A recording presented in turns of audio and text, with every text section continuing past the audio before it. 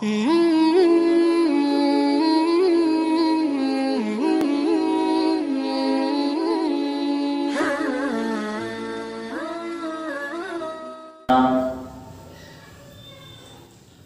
রব্বুল আলামিন আল্লাহ সুবহানাহু ওয়া তাআলার নিমিত্তে অতঃপর সালাত ও সালাম অবতীর্ণ হোক রাসূল করিম সাল্লাল্লাহু আলাইহি ওয়াসাল্লামের উপর।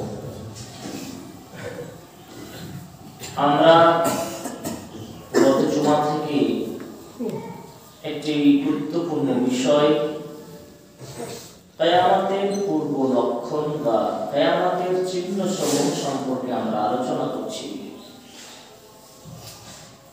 আমার মনে হয় যে এই বিষয়টা অত্যন্ত বিস্তারিত আলোচনা করা প্রয়োজন। খুঁটিনাটি বিষয়গুলো তাহলে আমাদের জানা হবে। আমি গত সপ্তাহে একটা কথা বলেছিলাম যে কিয়ামত হওয়ার পূর্বে যে সমস্ত চিহ্নগুলো আছে, ছোট ছোট যেগুলো চিহ্ন, ছোট ছোট প্রায় 40 থেকে 45টি গণনা বিবরণ বিজ্ঞানগণ এক এক হাদিসের আলোকে দিয়েছেন। ছোট ছোট যেগুলো, এই ছোট ছোট নিদর্শনগুলি সবগুলি ঘটে গেছে। ছোট ছোট যেটা নিদর্শন সবগুলো ঘটে গেছে। বড় বড় যেগুলো নিদর্শন সেইগুলো কেউ কেউ বলেছেন দুই একটা হয়ে গেছে, আর কয়েকটা বাকি আছে। তার মানে সহজ কথা বলতে গেলে এভাবে বলা যায় যে কিয়ামত হতে আর বেশি সময় নেই, খুব নিকটে, খুবই নিকটে। ভাবি না যে একবারে কখন হবে এরকম চিন্তা ভাবনা না, কিয়ামত খুবই নিকটে। কিয়ামত একটা যাত্রা শুরু হয়েছে কখন থেকে? কিয়ামতের সূচনা শুরু হয়েছে মুহাম্মদ সাল্লাল্লাহু আলাইহি ওয়াসাল্লাম যেদিন পৃথিবীতে আগমন করেছেন সেই দিন থেকে। নবীদের একটা ধারাবাহিকতা থাকে, ধারাবাহিকতা করতে করতে করতে শেষে আসলো যে শেষ নবী, তার মানে তারপরে আর নবী নাই। তাহলে আমাদের নবী হলেন শেষ নবী। শেষ নবী চলে এসেছে না বাকি আছে? চলে এসেছে। চলে এসে আবার চলে গেছেন, যাওয়াই হয়ে গেল ১৫০০ বছর। চলে এসে যাওয়া হলো ১৫০০ বছর। তো আল্লাহ নবী কথাটাকে বুখারী মুসলিমের হাদিসে বলতে গিয়ে বলছেন ওয়াস আনা ওয়াসআতু কাহাতাইনি, আমি এবং কিয়ামতকে প্রেরণ করা হয়েছে, মানে আমি এবং কিয়ামত এতটা দূরত্বে আছে। এইভাবে তার আঙ্গুল দুটোকে দেখালেন, এতটা দূরত্বে আছে। এইটার দুটো মানে হবে, এক, এই আঙ্গুল থেকে এই আঙ্গুল যত দূর, এই আঙ্গুল থেকে এই আঙ্গুল যত দূর, আল্লাহ নবীর জন্ম আর কিয়ামত তত দূর। আর একটা বিবরণ হচ্ছে দেখেন, এই আঙ্গুল থেকে এই আঙ্গুল একটু বড় আছে, তাই না? তাই আল্লাহ নবীর জন্ম এখানে আর এখানে কিয়ামত। তাহলে আল্লাহ নবী এসে গেছেন, এখানে জন্ম হয়েছে আল্লাহ নবী, আর আজকে চলে যাওয়া ১৫০০ বছর, তাহলে এখন চলে গেছে।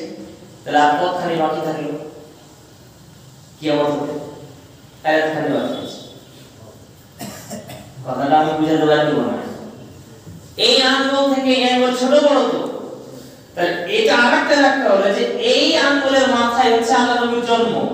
তাহলে এই আঙ্গুল থেকে এই আঙ্গুলের মাথায় কিয়ামত শেষ, মানে পৃথিবী শেষ হয়ে যাবে এই আঙ্গুলের মাথায়। তাহলে এই আঙ্গুল থেকে এই আঙ্গুলের কতটা কম বেশি আছে? খুবই তো কম। এবার এই আঙ্গুলে আল্লাহ নবীর জন্ম হলো এই আঙ্গুলের মাথায়, তাহলে জন্ম তো হয়েই গেছে, আর হয়ে যাওয়ার পর আবার তিনি চলেও গেছেন, ১৫০০ বছর হয়ে গেল। তাহলে আরো একটু বাড়িতে ধরতে হবে না? তাহলে একটু ধরলে তাহলে আর কতখানি থাকলে? তাহলে কিয়ামত আর এতখানি সময় আছে। এতখানি কয় বছর আল্লাহ জানেন আমরা। এতখানি এই সময়টুকু কত দিন কত কাল এইটা বলতে পারবো না, তবে বুঝতে পারা যাচ্ছে এতখানি আছে। কিয়ামত তো বেশি সময় নেই। সম্মানীয় উপস্থিতি, কিয়ামতের যে লক্ষণগুলো আমরা আলোচনা করছিলাম, যেগুলো আপনাকে আমি দেখাচ্ছিলাম গত দিনে, দুটি রেখেছি। একটা হচ্ছে পৃথিবী থেকে ইলম, বিদ্যাকে উঠিয়ে নেওয়া হবে, আর অজ্ঞতা, জাহেলিয়াত, মূর্খতা, বন্যতা এগুলো বর্ষণ করা হবে। আজকে সারা পৃথিবী জাহেলিয়াতে পরিপূর্ণ হয়ে গেছে।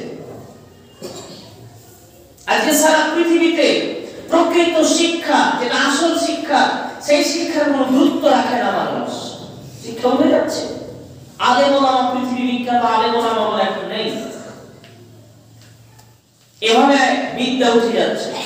জাহিলিয়াতের কথা তো বললেই মানুষের রাগ ধরে যায়, অথচ আমাদের বাড়িতে, আমাদের জীবনে, পরিবারে, সমাজে সব ক্ষেত্রে জাহিলিয়াতে পরিপূর্ণ হয়ে আছে।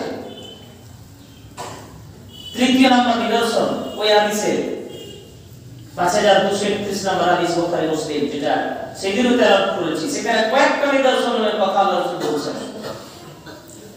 আনাস ইবনে মালিক রাদিয়াল্লাহু তাআলা আনহু বলেন, রাসূল সাল্লাল্লাহু আলাইহি ওয়াসাল্লাম বলেছেন, ইন্না মিন আশরাতিস সাআ, নিশ্চয় কিয়ামতের যে সমস্ত নিদর্শন রয়েছে তার মধ্যে বিশেষভাবে উল্লেখযোগ্য হচ্ছে ইউরফাউল ইলম, পৃথিবী থেকে বিদ্যা উঠে যাবে, ওয়া ইয়াকসুরাল জাহাল, মূর্খতা বর্ষণ হবে, বৃদ্ধি পাবে।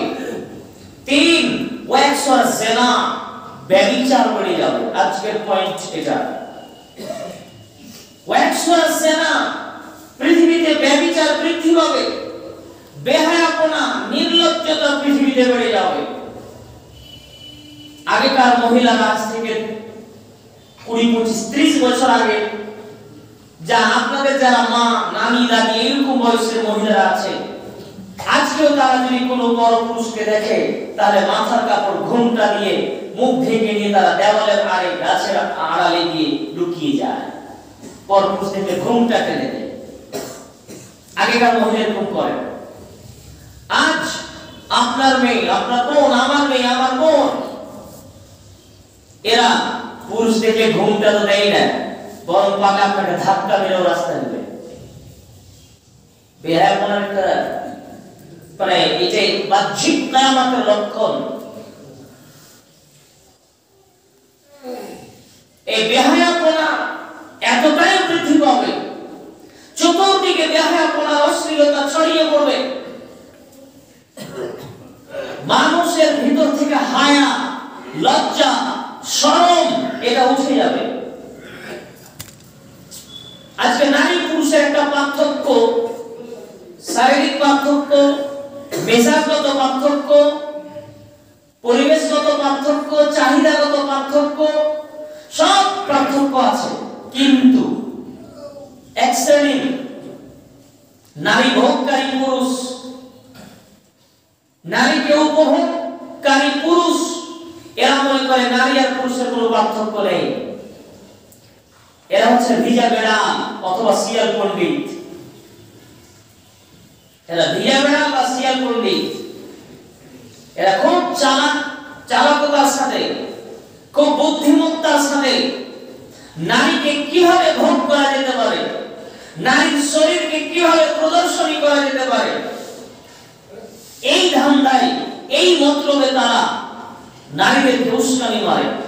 আমাদের আপনাদের মেয়ে বোন যারা, এরাও তাদের ওই খপ্পরে, ওই প্রযুক্তির কবলে পড়ে আজকে নারীবাদী আন্দোলনগুলোতে গোষ্ঠীর নামে, লোনের নামে, কত কিসের নামে আপনার মেয়েরাকে বাড়ি থেকে বের করেছে, আপনার স্ত্রীকে বের করেছে। আপনি লাইন দাঁড়িয়ে দিলেন আপনার মেয়েকে, আপনার স্ত্রীকে লাইনে দাঁড় করিয়ে দিলেন। আপনার পুরুষ হিসাবে একটু লজ্জাবোধ থাকা উচিত। আপনার পরিবারকে পরিচালনা করা দায়িত্ব আপনার, আর আপনি আপনার স্ত্রীকে দিয়ে আপনার পরিবার পরিচালনা করিয়ে দিচ্ছেন। তাতে আমরা মুর্শিদাবাদের মানুষ বইয়ের উপার্জন খেয়ে অভ্যাস, বইয়ের উপার্জন ভোগ করে অভ্যাস বলে কথা একটু কড়া লাগে। বইয়ের উপার্জন খাওয়ার আশা করিয়েন না। আপনার উপার্জন আপনার বউ খাবে। আপনি কেন বইয়ের উপার্জনের প্রতি চেয়ে থাকেন? বউ দেখতে গেলে আগে জিজ্ঞাসা করে মানে খাওয়ার ধান্দা আছে। তো কেন আপনি কি কাজে দেবেন? তার সে সংসারের কাজ করবে, আপনাকে উপার্জন করতে আসতেছে, আপনার ঘরে স্ত্রীর উপার্জনের কোনো দায়িত্ব নেই, স্বামীর কাছে সামান্য হেল্প করতে পারে মাত্র। আপনি কেন বড় উপার্জন খাওয়া আশা করেন? আপনি কেমন পুরুষ? আপনি কেমন পুরুষ যে আপনি বড় উপার্জন খাওয়ার জন্য আপনি স্ত্রীর প্রতি চাপ দেন? তা আপনার লজ্জাও থাকা উচিত, আপনার শরম থাকা উচিত যে আপনি নিজে উপার্জন করতে পারেন না।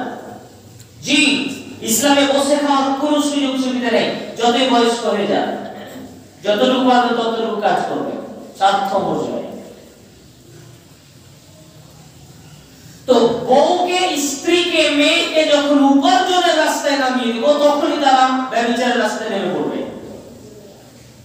আজকে বিভিন্ন পত্র পত্রিকা, মোবাইলে যে সমস্ত খবরগুলো শুনছেন, টলিউড, বলিউড যারা করছে এই সমস্ত নায়িকা, তাদের কি হচ্ছে? আজকে কি হচ্ছে?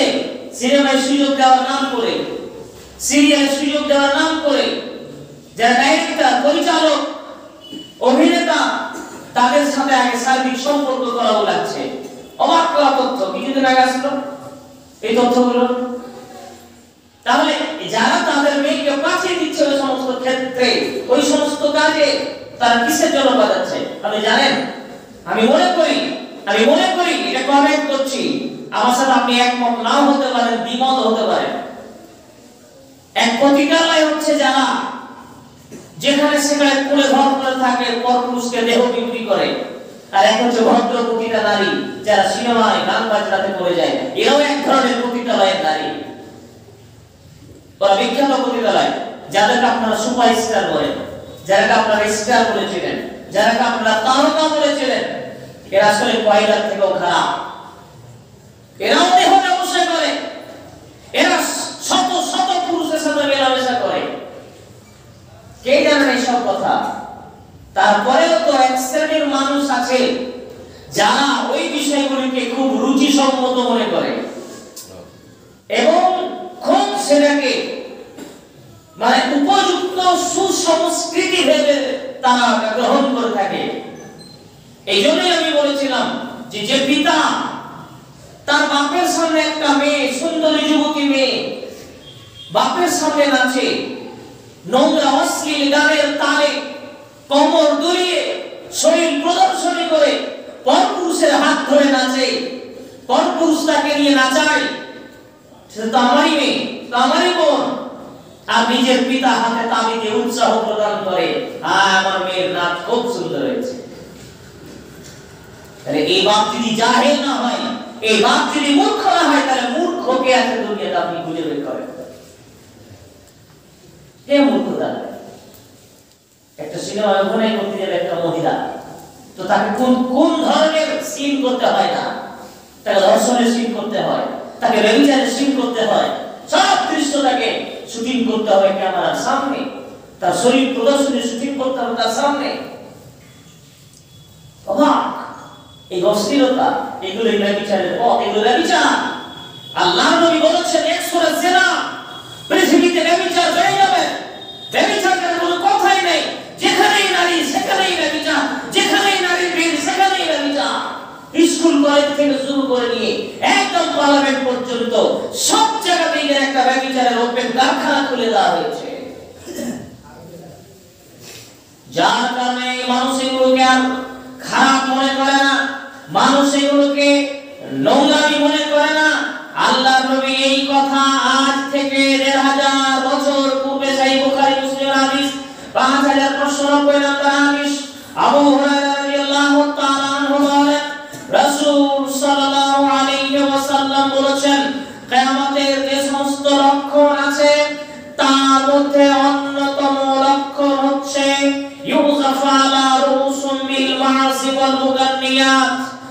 এক শ্রেণীর মানুষ আসবে যারা, যে সমস্ত মানুষেরা গান বাজনা বাদ্যযন্ত্রকে বৈধ মনে করবে, ইস্তাহিলুনাল হারা, এই সমস্ত লোকেরা রেশমের পোশাক পরাকে বৈধ মনে করবে, ওয়াল হারিরা, এবং এরা ব্যভিচারকে হালাল মনে ওয়াল খুমুরা, এরা মাদক দ্রব্য সেবন করাকে হালাল মনে করবে।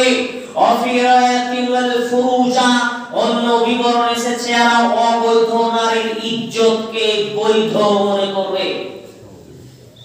আল্লাহ নবীর বিবরণ, এক শ্রেণীর কিয়ামতের পূর্বে এমন একটা যুগ চলে আসছে যেই সময় এক শ্রেণীর মানুষেরা অবৈধ নারীর ইজ্জত লুটে নেওয়াকে হালাল মনে করবে। নারীও মনে করবে যে আমার ইজ্জত আমি যাকে খুশি বন্টন করতে পারি, সে স্বামী হোক আর কেউ হোক না কেন, পরপুরুষ না কেন, তার দৈহিক চাহিদা, শারীরিক চাহিদা যাকে দিয়ে খুশি তাকে দিয়ে সে পূর্ণ করতে চাইবে। এটা তখন হারাম নয়, এটা তখন হালাল বলে গণ্য হবে। আজকেও সেই হালালের বৈধতার প্রমাণ আজকেও যেখানে সেখানে পাওয়া যায়। ভারতীয় সংবিধানে এটা অ্যাড করা হয়েছে কিনা আমার জানা নেই, তবে গত বছর বা তার 2-3 বছর আগে পার্লামেন্ট থেকে যে সমস্ত বিল পাস হয়েছে তার একটা হচ্ছে পরকীয়া, আর ওটা অপরাধ নয়। আপনার স্ত্রী যদি আপনাকে ত্যাগ করে নিজের ইচ্ছাতে অন্য কোনো পরপুরুষের সাথে দৈহিক সম্পর্ক স্থাপন করে, ভারতীয় পার্লামেন্ট সেটাকে বৈধতা দিয়েছে। আপনি আপনার স্ত্রীকে শাস্তি দিতে পারবেন না। তাহলে এটা কিসের লাইসেন্স দেওয়া হচ্ছে? ব্যভিচারের লাইসেন্স দেওয়া হলো। আমি আমার স্ত্রীকে ছেড়ে দিতে বাধ্য। আমার স্ত্রী যদি আমাকে ছেড়ে অন্যের কাছে যায়, রাত কাটায়, অন্যের সাথে মেলামেশা করে, তার স্বইচ্ছাতে, তার ইচ্ছা আছে, এই মহিলার ইচ্ছা আছে, তাকে বাধা দিতে কেউ পারবে না। এটা আমাদের এই মহান দেশের নিয়ম। অবাক! যদি ভারতবর্ষের এই অবস্থা, তাহলে ইংল্যান্ডের অবস্থা কি হবে? অস্ট্রেলিয়ার অবস্থা কি? আমেরিকার অবস্থা কি? আজ থেকে 2-4 বছর আগেকার খবর আপনাকে বলি, এখন তো কি আছে আল্লাহ আলাম। এখন তারও ধীরে ধীরে বেড়ে যাবে। তারা ব্যভিচার করার জন্য লাইসেন্স চায়। ব্যভিচারের জন্য লাইসেন্স মানে তাদের উক্তি পশ্চিমা দেশগুলি আমেরিকা, ইংল্যান্ড, লন্ডন, এই সমস্ত দেশের কিছু এক শ্রেণীর নোংরা সংস্কৃতি চিন্তা চেতনার মানুষ, যারা আল্লাহকে বিশ্বাস করে না, যারা নাস্তিক শ্রেণীর মানুষ, এরা চায় যে এক বিছানায় যে যেভাবে থাকুক তাতে যেন সরকার বা দেশ বা কোন সংবিধান না আসে। এক বিছানায় যে যেভাবে যাকে নিয়ে থাকবে, এক বিছানায় যে যাকে যেভাবে থাকুক না কেন, এই বিষয়ে যেন কোন দেশ, কোন সংবিধান, কোন ব্যক্তি, কোন কেউ তাতে বাধা নেই। এক বিছানায় মা আর ছেলে থাকবে, বাধা যেন কেউ না দেয়। এক বিছানায় ভাই বোন থাকবে, যেন কেউ বাধা না দেয়। এক বিছানার ভিতরেই থাকবে বাপ আর মেয়ে, তাতে যেন কেউ বাধা না দেয়। অর্থাৎ তারা স্পষ্ট করে বলতে চায়, মায়ের সাথে ছেলে ব্যভিচার করবে, মায়ের সাথে ছেলে ব্যভিচার করবে, ভাইয়ের সাথে বোন ব্যভিচার করবে, মেয়ের সাথে বাপের ব্যভিচার করবে। শুধু করবে না, ঘটনা ঘটছে। শুধু করবে না, ঘটনা ঘটেছে। অহরহ ঘটনা ঘটেছে যে নিজের মেয়েকে তার বাপ ধর্ষণ করছে। কলকাতার তারক দাস নামে 7 বছরের মেয়েকে ধর্ষণ করেছে। ফারাক্কার কলোনিপাড়ায় এই গত কয়েক বছর 2014-তে নিজের মেয়েকে ধর্ষণ করেছে। একদিন 2 দিন, এটা তো আমার এখানকার কথা বললাম। তাহলে পশ্চিমা দেশের অবস্থা কি? তারা মনে করে না যে বাপ আর মেয়ের কোনো আলাদা সম্পর্ক। তারা মনে করে না যে ভাই আর বোনের কোনো আলাদা সম্পর্ক। পশু যেমন থাকে, গরু ছাগল যেমন একটা প্রাণী হিসেবে বসবাস করে, গরু ছাগল কুকুর শিয়াল কি মনে করে যে এটা আমার বোন, তার সাথে মেলামেশা হারাম? এটা যেমন গরু ছাগল কুকুর শুকুর মনে করে না। ওই পন্থা, ওই নীতি ইংল্যান্ডে চলে, আমেরিকায় চলে। আপনার পশ্চিমা দেশগুলি প্রায় দেশে যারা নাস্তিক শ্রেণীর মানুষ তারা এগুলো করে। আল্লাহ নবী 1000 বছর আগে বলেছেন, যখন এটা চলে আসবে তখন জেনে নিও কিয়ামত খুব চলে এসেছে। কিয়ামত চলে এসেছে। বাড়ির ভিতরে ভিতরে ব্যভিচার ঢুকবে। আপনি জানতে পারেন আর না জানেন, আপনি জানেন আর না জানেন, আপনার অজান্তে আপনার মেয়ে ব্যভিচার করে, আপনার অজান্তে আপনার বউ ব্যভিচার করে। এটা আপনার কাছে খবর থাক আর না থাক, আর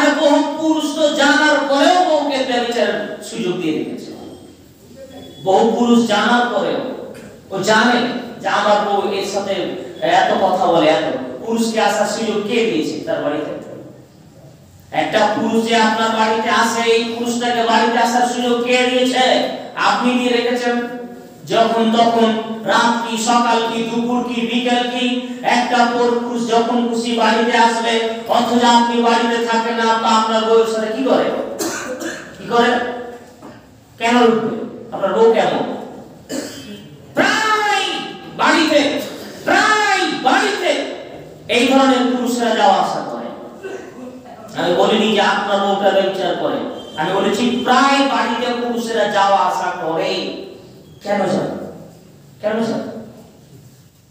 হয়তো আমরা মনে করতে পারি আমাদের অরণ্যের পরিবেশে মনে হয় এরকম হয় না। জি না, আল্লাহ নবী ভবিষ্যৎবাণী এমনি করেনি। তিনি বলেছেন পৃথিবীর তিনটি বড় পাপ, এক আল ইশরাকু বিল্লাহ, আল্লাহর সাথে শিরক করা, দুই ওয়ালুকুল ওয়ালিদাইনি, মা বাবার অবাধ্যতা, তিন হালিলাতা জারি, প্রতিবেশীর সাথে ব্যভিচার করা। প্রতিবেশীর সাথে ব্যভিচার হবে বলে তো তিনি এই কথা বলেছেন, না হলে তো বলতো না। প্রতিবেশীর সাথে, প্রতিবেশীর ভাবি বৌদিকে ব্যভিচার করবে। আর আজকে নেতার চরিত্র তো বলাই লাগে না, ছোট নেতা হোক আর বড় নেতা হোক, ছোট নেতা থেকে বড় নেতা পর্যন্ত যত নেতা এদের ব্যভিচার ছাড়া হাত কাটে না। এদের ব্যভিচার করাই লাগে। নিজে যেমন ব্যভিচার করে, বউ বেটিকে দিয়ে তারা ব্যভিচার করায়। নিজে যেমন ব্যভিচার করে, বউ বেটিকে দিয়ে ব্যভিচার করায়। বহু পুরুষ তো বউকে নামিয়ে দিয়েছে টাকা উপার্জন করার পথে। এক পতিতা যেখানে দেহ ব্যবসা করে, আর এক শ্রেণীর কাপুরুষ নির্লজ্জ বেহায়া একবারে পুরুষ শ্রেণীর বাড়িতে নিজের বউকে দিয়ে ব্যবসা করায়। নেই মানে অবশ্যই আছে, আপনিও জানেন, কিন্তু গোপনে রেখেছেন আপনি, কিছু করার নেই। যে শাশুড়ি জানে, শ্বশুর জানে, বাপ জানে, প্রতিবেশী জানে, কত মানুষ জানে যে এর বউটা এরকম করে, জানে না? লজ্জা থাকা উচিত। অথচ কেউ কিছু বলে না, এলাকার মানুষ কিছু বলে না, গ্রামের মানুষ কিছু বলে না, মানুষ সরকার কিছু বলে না, এমনিতেই ওপেনলি ব্যভিচার চলে। কে জানে না একটা বাড়িতে প্রতিদিন একটা পুরুষ যখন তখন আসে, সকালে আসে, দুপুরে আসে, বিকেলে আসে, একদিন একটা পুরুষ না আসলে তার বাড়ি খালি থাকে না। তাহলে এই মেয়েটার বাড়িতে তো পুরুষ আসে কেন? কে জানে না? তদন্ত করে দেখেন, সে ব্যভিচার করে, তার বউকে দিয়ে সে তার ব্যভিচার করায়, তার বউকে দিয়ে স্বামী ব্যভিচার করায়। যে লোকটা তার বউকে দিয়ে ব্যভিচার করাতে পারে, তারপরে যদি তার মেয়েকে দিয়ে ব্যভিচার করাতে তার দ্বিধাবোধ হবে না। সম্মানীয় উপস্থিতি, বহু এই ধরনের কাণ্ড হয়েছে, বহু ঘটনা শোনা গেছে।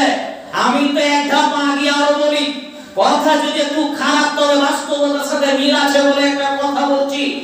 বহু ছেলে জন্ম নিয়েছে যেটা স্বামীর জন্ম দেওয়া নয়। বহু ছেলে জন্ম নেই যেটা স্বামীর জন্ম দেওয়া নয়, হয়তো দেওয়ার জন্ম দেওয়া আছে, প্রতিবেশীর জন্ম দেওয়া আছে। আপনি কি বুঝলেন? ব্যভিচার পৃথিবীতে বেড়ে যাবে, ব্যভিচার পৃথিবীতে বেড়ে যাবে। বাড়িতে বউ একটা, ভাই ছটা, তিনটা, পাঁচটা, কত ভাই যে তার ব্যভিচার করে তা বোঝার মুশকিল আছে। সম্মানীয় উপস্থিতি, পশু থেকে খারাপ হয়ে যাবে যুগের পরিস্থিতি।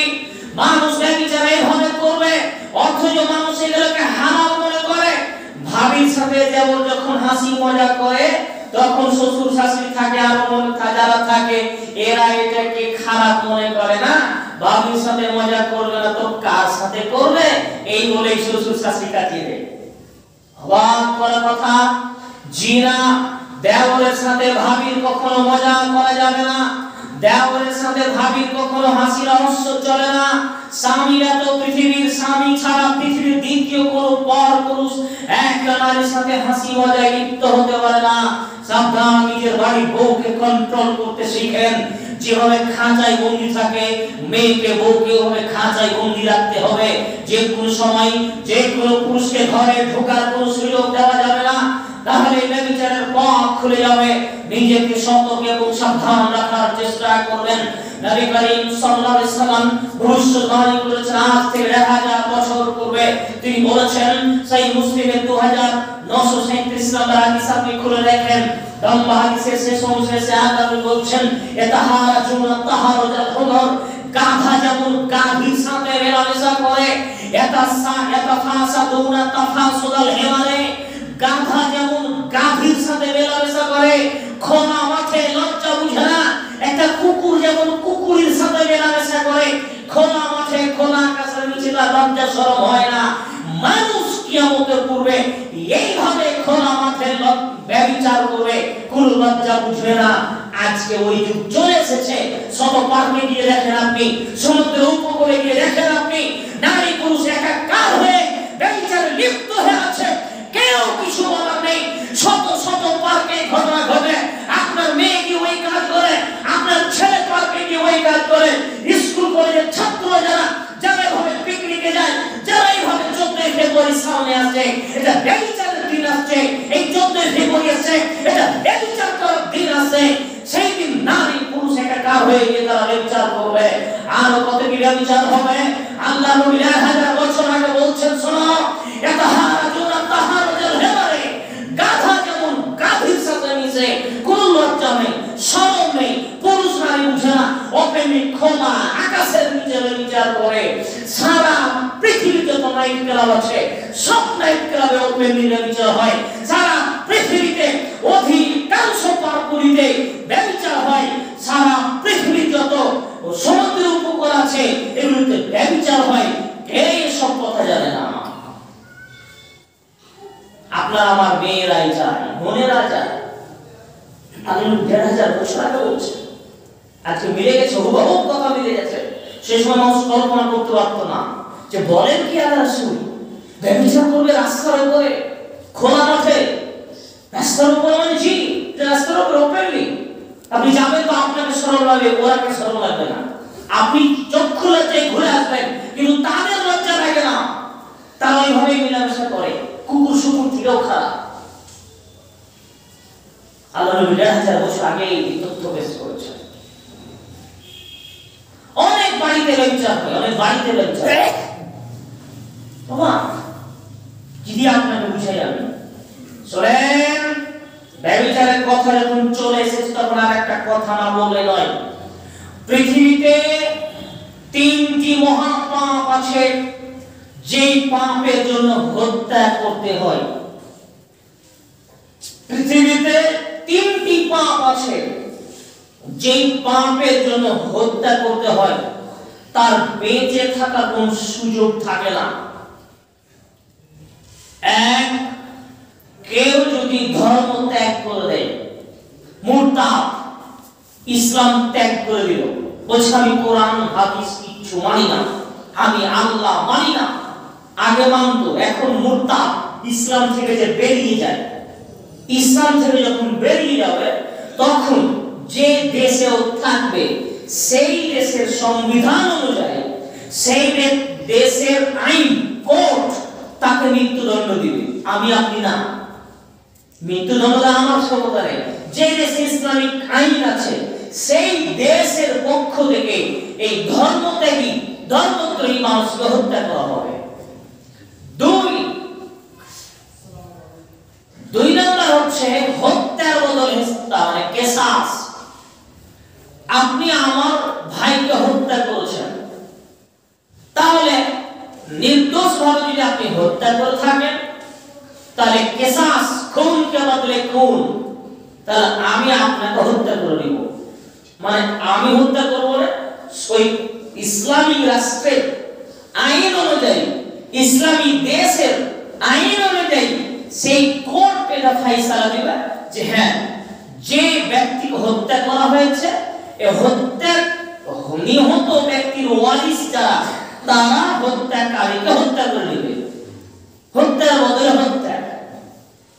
3, বিবাহিত নারী পুরুষ। বিবাহিত নারী পুরুষ এর পৃথিবীতে বেঁচে থাকার কোনো সুযোগ নেই। বিবাহিত নারী পুরুষের পৃথিবীতে বেঁচে থাকার কোনো সুযোগ নেই। আল্লাহ নবী বলেন, যদি কোনো অবিবাহিত নারী পুরুষ ব্যভিচার করে, অবিবাহিত কুমারী এবং সাবালক, যেই ছেলের বিয়ে হয়নি, অবিবাহিত নারী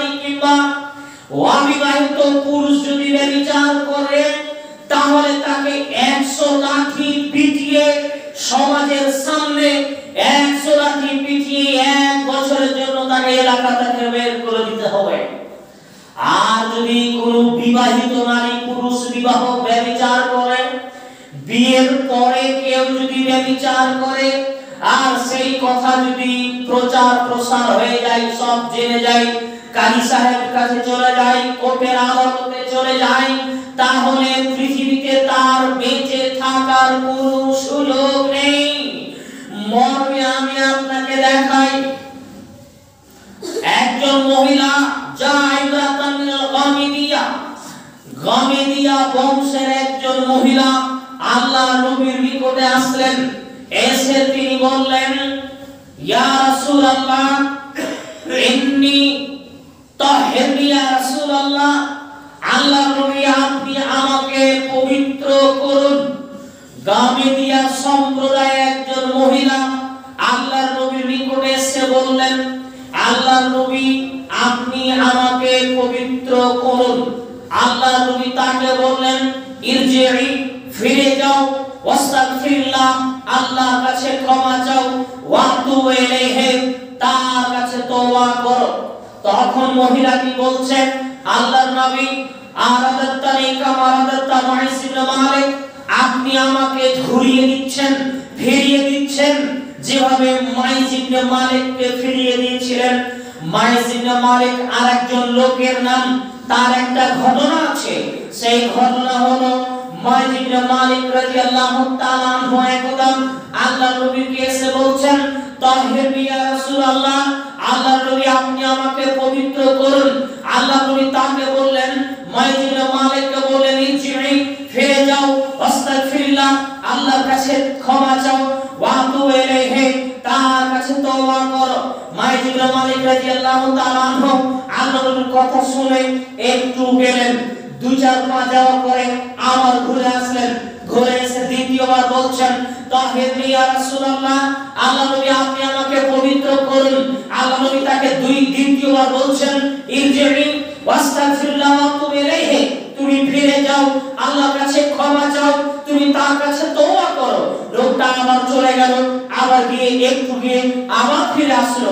আবার ফিরে এসে বলছেন, আল্লাহর নবী আপনি আমাকে পবিত্র করেন, আপনি আমাকে পবিত্র করে দেন, আমার বিচার করে দেন, আমার শাস্তি দেন।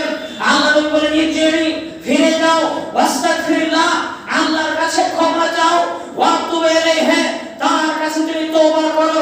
তৃতীয়বার ঘুরিয়ে দিলেন আল্লাহর নবী। চতুর্থবারে আল্লাহর নবী বলছেন যে আযালিকা মাজনুন, এই লোকটা পাগল নাকি? এই লোকটা কি পাগল? আমি ওকে বারবার বলছি তুমি ঘুরে যাও, তওবা করো, আর বারবার চলে আসছে, এই লোকটা কি পাগল নাকি? একজন লোক গিয়ে বললেন, আল্লাহর নবী আলাইসা মাজনুন, এই লোকটা পাগল নয়, ভালো মানুষ। তার সাহেবা খামরান, তাহলে একটু মদ পান করেছে, তোর বিবেক বিকৃত হয়ে গেছে নাকি, ওর মাতাল হয়ে গেছে নাকি? আমি ওকে বাড়ি যেতে বলছি, ঘুরে যেতে বলছি, তারপরে কেন সে বারবার আসছে? প্রথমে 3 বার ফিরিয়ে দিলেন, চতুর্থ নম্বরে বললেন লোকটা পাগল নাকি, আমার কথা বুঝে না। পঞ্চম নম্বরে বলছেন ও কি মদ পান করেছে নাকি যে আমার কথা বুঝে না। তখন একজন ব্যক্তি দাঁড়ালো, দাঁড়িয়ে তার মুখে নাক লাগিয়ে শুনিয়ে দেখে বলল, লাইসা সাহেবা খামরা, জি না, আল্লাহ নবী লোকটা মদ পান করেনি, ভালো মানুষ। আল্লাহ নবী বলেন, তাহলে তুমি কি করেছো? লোকটা বলছে, লোক মানুষ যেটা বৈধভাবে করে আমি অবৈধভাবে করেছি, আমি আমার মালিকের স্ত্রীর সাথে ব্যভিচার করেছি। যখন নিজের মুখে এই কথা মুঈস ইবনে মালিক বলে দিলেন যে আমি আমার মালিকের স্ত্রীর সাথে ব্যভিচার করেছি, তখন আর ছাড়ার গল্প নেই, কেন লোকটা বিবাহিত ছিল। আল্লাহ নবী বলেন, ঠিক আছে, তুমি কি জানো ব্যভিচার কাকে বলে? তুমি কি বুঝো? লোকটা একদম স্পষ্ট করে বলেই দিল যে এইটার নাম ব্যভিচার, মানে সত্যি ব্যভিচার করেছে। তখন আল্লাহ নবী সাহাবীদের বলেন, একে নিয়ে যাও, কোমর পর্যন্ত, বুক পর্যন্ত, কোমর পর্যন্ত মাটিতে পুঁতে দাও, পাথর ছুঁড়ে ছুঁড়ে তাকে রজম করো, হত্যা করো। মুঈস ইবনে মালিককে নিয়ে গিয়ে মাটিতে কোমর পর্যন্ত মাটিতে পুঁতে দেওয়া হলো। পুঁতে দেওয়ার পরে সাহাবীগণ দূর থেকে ইট ছুঁড়ে পাটকেল ছুঁড়ে তাকে হত্যা করলেন, রজম করলেন। তখন কোন এক সময় আল্লাহর নবীর সাথে ওই যেই মেয়েটার সাথে ব্যভিচার করেছেন তার স্বামীর সাথে আল্লাহর নবী একদিন মোলাকাত সাক্ষাৎ হয়ে গেছে। তখন আল্লাহর নবী সেই মালিককে বলছেন, ওগো তুমি যদি মাইজুরে মালিককে আমার কাছে না পাঠাতে তাহলে কতই না ভালো হতো। তুমি কেন আমার কাছে পাঠিয়েছিলে? তুমি যদি রেখে দিতে গোপন করে ভিন্ন কথা, কিন্তু পাপ যদি প্রকাশ হয়ে যায়, জানাজানি যদি হয়ে যায় যে ব্যভিচার করেছে, কাজীর কাছে যদি বিচারকের কাছে যদি বিচার চলে যায় যে ব্যভিচার করেছে, এটা যদি প্রমাণিত হয়ে যায় তাহলে তার বেঁচে থাকার কোনো সুযোগ নেই। তাকে হত্যা করতে হবে, রজম করতেই হবে। মর্মে এই মহিলাটা এই ঘটনাটা জানতো যে মাইজুরে মালিককে আল্লাহ নবী বারবার ফিরিয়ে দিচ্ছিলেন। এই জন্য এই মহিলাটা এসে আল্লাহ নবীকে যখন বললেন, ইন্নী, আল্লাহ নবী তাহের দিয়ে আমাকে পবিত্র করেন, আল্লাহ নবী তাকে বললেন, ইরজি'i, ফিরে যাও, ওয়াস্তাগফিরুল্লাহ ওয়া তুবু ইলাইহি, তুমি আল্লাহর কাছে ক্ষমা চাও, তওবা করো। এই ঘটনাটা তখন ওই মহিলা বলছে, আরাদাতানি কামা আরাদাতা মাইজুরে মালিক, আল্লাহ নবী আপনি মাইজুরে মালিককে যেভাবে বারবার ফিরিয়ে দিয়েছিলেন আপনি আমাকে ওইভাবে ফিরিয়ে দিতে যাচ্ছেন। ওয়া আনা হুল্লা মিনাজ জিনা, অথচ ব্যভিচার করার কারণে আমার পেটে এখনো অবৈধ সন্তান আছে। আল্লাহ নবী আপনি আমাকে ফিরিয়ে দিচ্ছেন, আমি যাব না, আমার বিচার করে দেন। নিজের মুখে স্বীকার করে নিল। তখন আল্লাহ নবী দেখলেন যেহেতু স্বীকার করেই ফেলেছে, পাপ যখন প্রকাশ হয়ে যায় তখন তার শাস্তি অবধারিত, আর বেঁচে থাকার পথ নেই। আল্লাহ নবী বলে, আচ্ছা ঠিক আছে, তুমিও ব্যভিচার করেছো, অন্যায় তোমার, কিন্তু তোমার পেটে যে বাচ্চা আছে সে তো নির্দোষ, তুমি আজকে চলে যাও, যেদিন তোমার বাচ্চা প্রসব হবে সেদিন আসিও, সেদিন তোমার বিচার করে দিব। মেয়েটি চলে গেলেন। বাচ্চা যেদিন প্রসব হয়েছে সেই দিনেই বাচ্চার গায়ে সেই সমস্ত লাকড়া জড়িয়ে নিয়ে ওভাবেই বাচ্চাকে নিয়ে রক্ত মাখা শরীর নিয়ে আল্লাহ নবীর কাছে উপস্থিত। আল্লাহ নবী, আমার বাচ্চা হয়েছে, এবার আপনি আমার বিচার করে দেন, আমাকে পবিত্র করে দেন। আল্লাহ নবী অবশ্য রেখে বলছেন, ও মহিলা, এখনো তোমার বিচার করা যাবে না, এখন যদি তোমাকে মেরে দিই তাহলে তোমার বাচ্চার হক নষ্ট হবে, তুমি তোমার বাচ্চাকে দুধ পান করাও, যেদিন তোমার বাচ্চা কিছু খেতে শিখবে সেই দিন তুমি আসিও, তোমার বিচার করে দেব। মহিলাটিকে আল্লাহ নবী ফিরিয়ে দিলেন। 2 বছর কিংবা 2.5 বছর পর বাচ্চা যখন কিছু খেতে শিখেছে, তার হাতে এক টুকরা ছোট রুটির টুকরা দিয়েছে। মহিলাটা 2-2.5 বছর পরে মহিলা বাচ্চাকে কোলে করে নিয়ে উপস্থিত আল্লাহ নবীর দরবারে। আল্লাহ নবী, আমার বাচ্চা এখন খেতে পারে, আমার বিচার করে দেন। আল্লাহ নবী মেয়েটাকে ধরার জন্য কোনো গোয়েন্দা রাখেননি, কোনো পুলিশ পাঠাননি, কোনো অফিসার পাঠাননি। মহিলা বারবার আসছে, এ হচ্ছে ঈমানি চেতনা, আল্লাহর ভয়। যার ভিতরে আল্লাহর ভয় ঢুকে যাবে সে কখনো বসে থাকতে পারে না। এই মহিলা বারবার এসে আল্লাহ নবীকে বললেন। আল্লাহ নবী যখন দেখলেন যে বাচ্চা কিছু খেতে পারে, সাহাবীদেরকে বললেন, এই বাচ্চাকে কে নিবা? একজন সাহাবী বললেন, জি আমি নিব, আমি পালন করব। আল্লাহ নবী বাচ্চাকে একজন মহিলা একজন পুরুষকে দিয়ে দিলেন, আল্লাহ একজন সাহাবীকে, এবং সাহাবীদের বললেন, যাও মহিলাকে নিয়ে গিয়ে বুক পর্যন্ত মাটিতে পুঁতে দিয়ে তাকে রজম করে দাও। সাহাবীগণ নিয়ে গিয়ে বুক পর্যন্ত মাটিতে পুঁতে দিয়ে দূর থেকে ইট ছুঁড়ে পাটকেল ছুঁড়ে একদম তাকে ছুঁড়ে ছুঁড়ে মেরে রজম করা হলো। সেখানে খালিদ ইবনে ওয়ালিদ রাদিয়াল্লাহু তাআলা ছিলেন।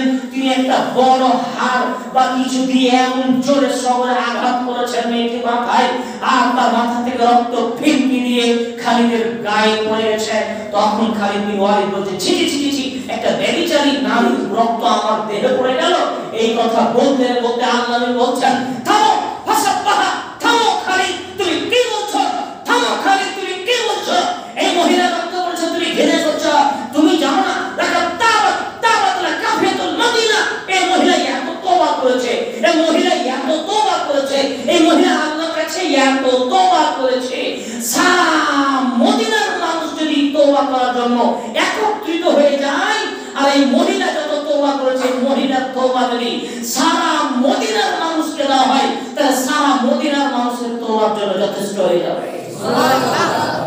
তুমি গালি দিয়ে বসলে, এই দেখেন তার তওবা তো কবুল হয়েই গেছিল, এই মেয়ের তো তওবা কবুল হয়েই গেছিল, তারপরেও বেঁচে থাকার কোনো সুযোগ হলো না। আমি এটাই বুঝাচ্ছি আপনাকে, বিয়ের পরে যদি কারো বউ স্ত্রী ব্যভিচার করে, পৃথিবীতে বেঁচে থাকার কোনো সুযোগ নেই। তওবা করলেও তাকে যখন প্রকাশ হয়ে যাবে তখন তাকে রজম করতে হবে, এটা দণ্ডবিধি, ওকে হত্যা করতে হবে। শুনেন, মানুষের কাছে তো ব্যভিচার খারাপ, পশুর কাছেও ব্যভিচার খারাপ, পশুরাও ব্যভিচারকে খারাপ মনে করে। জি, বুখারী মুসলিমের আশ্চর্য হাদিস, আমি একটু সংক্ষিপ্ত বিবরণ দিচ্ছি, 1 মিনিট সময় নিচ্ছি। বুখারীর একটা আশ্চর্যতম হাদিস, মুসনাদ আহমদে বিস্তারিত হাদিস এসেছে। আমর ইবনে মাইমুন রাদিয়াল্লাহু তাআলা আনহু বলছেন যে জাহেলিয়াতের যুগে আমি রাখাল ছিলাম, রাখাল, মেষ ছাগল এগুলো চড়াতে যেতাম, ভেড়া চড়াতে যেতাম। একদিন আমি পাহাড়ের এক জঙ্গলের পাশে ভেড়া মেষগুলো চড়াচ্ছি, তো দেখছি একটা বাঁদর এবং একটা বাঁদরনি, একটা পুরুষ বাঁদর আর একটা স্ত্রী বাঁদরনি। এই পুরুষ বাঁদরটা স্ত্রী বাঁদরের হাতের তলায় মাথা দিয়ে শুয়ে আছে। বাস্তব ঘটনা, বুখারী মুসলিম, সত্য ঘটনা, এই ঘটনাতে ছুঁচ ঢুকানো যাবে না। বাঁদরনির মাথার উপরে স্বামী বাঁদরটা মাথায় হাত দিয়ে শুয়ে আছে। হঠাৎ করে জঙ্গল থেকে একটা পুরুষ বাঁদর বেরিয়ে আসলো, এসে স্ত্রী বাঁদরটার এইখানে একটু ইশারা করে চলে গেল, এভাবে পাঁচর করে ইশারা করে চলে গেল। আমার নেই বলছে আমি ঘটনাটা দেখছি বসে বসে, তো বাঁদরটা তার এই কোমরে একটু ইশারা করে চলে গেল যখন, তো জঙ্গলের দিকে ঢুকে গেল। তো আমি দেখতে পাচ্ছি বাঁদরটাকে দুইটাকে। এই স্ত্রী বাঁদরটা তখন তার স্বামী বাঁদর যেটা তার হাতের উপর মাথা দিয়েছিল, আস্তে আস্তে করে হাতটাকে টেনে তার স্বামীটাকে ওইখানে রেখে দিয়ে সে ওই পুরুষটা যেটা তাকে আঁচড় কাটলো, ওই পুরুষটার পিছনে পিছনে চলে গেল এবং চলে গিয়ে তারা ব্যভিচারে লিপ্ত হলো। স্বামী ছেড়ে একটা বাঁদরনি পর বাঁদরের সাথে ব্যভিচার করে, যেমনই পুরুষ বাঁদরটার কাছে ওই বাঁদরনিটা এসেছে, এ কিভাবে বুঝতে পেরে গেছে, আল্লাহ আলাম, কিভাবে জানতে পেরে গেছে যে তার স্ত্রী ব্যভিচার করেছে, তখনই সে সেখানে তার নিজের ভাষা ভঙ্গিতে হঠাৎ করে আওয়াজ করতে আরম্ভ করলো, চিৎকার চেঁচামেচি শুরু করে দিল। আর এর আওয়াজে জঙ্গল থেকে আরো কিছু বাঁদর বেরিয়ে চলে আসলো। তারা যেন কি বলাবলি করলো, অবাক করা ঘটনা। আমি যেদিন প্রথম ঘটনাটা দেখি আমার তো গায়ে লোম দাঁড়িয়ে গেছিল। বাঁদরেরা এইভাবে যুক্তি পরামর্শ করে সমস্ত বাঁদর একদম জঙ্গলে ঢুকে পড়লো, আর ঠিক ওই বাঁদরটাকে ধরে আনলো যেই বাঁদরটা তার সাথে ব্যভিচার করেছে। এই আমর মেয়ে বলছেন আমি চিনে রেখেছিলাম বাঁদরটাকে, ওইটাই বাঁদর। ওকে ধরে নিয়ে এসে এই বাঁদরগুলো পাশের জমিতে ভাত দিয়ে দিয়ে মাটি তুলে একটা গর্ত করলো, দিয়ে ওই পুরুষ বাঁদরটাকে আর তার স্ত্রী বাঁদরটাকে পুঁতে দিয়ে তারা ইট ছুঁড়ে পাটকেল ছুঁড়ে ছুঁড়ে দুটা বাঁদরকে রজম করলো, হত্যা করলো। আমার মায়ের বলছেন যে আমি এই দৃশ্য দেখে থেমে থাকতে পারলাম না, আমিও দু একটাকে ঢিল ছুঁড়ে আমিও মারলাম। তার মানে পশু পক্ষীও ব্যভিচারকে ঘৃণা করে। আর আপনি পুরুষ মানুষ, আপনার বাড়িতে যে কোনো পুরুষ ঢুকে আপনার বউর সাথে গল্প গুজব করে, হাসি হাসি করে, আপনাকে খারাপ লাগে না? আপনি বাঁদর থেকেও খারাপ লাগে? জি, আপনার বাড়িতে যে কোনো সময় যে কোনো পুরুষ যায়, আপনার বউটিকে দেখে গল্প করে, আপনিও মজা নেন, বউটিও মজা নেন। ছি ছি ছি ছি, আপনি তো বাঁদর থেকেও খারাপ। জানেন নিজের স্ত্রীকে পরের সাথে মিলতে কোন প্রাণী নেই জানেন? শূকর। শূকর নামে একটা প্রাণী আছে, এত নির্লজ্জ, নিজের স্ত্রীকেও পরপুরুষের কাছে পাঠায়। এই শূকর চরিত্রের মানুষ এখনো দুনিয়াতে অনেক আছে, যারা নিজের স্ত্রীর কাছে পরপুরুষকে আসতে বাধা দেয় না। কিয়ামতের লক্ষণ। সাবধান, বাড়িতে 144 ধারা জারি করতে হবে, সেই দিন বলে রেখেছি। কেন বাড়িতে আপনি এভাবে করে রেখেছেন? সাবধান, পরপুরুষকে এভাবে যাতায়াত বন্ধ করুন।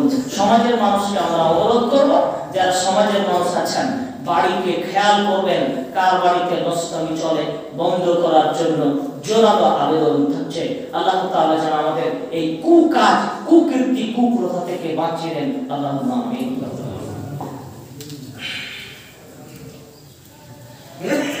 نحمد ونصلي على رسوله الكريم أما بعد اللهم صل على محمد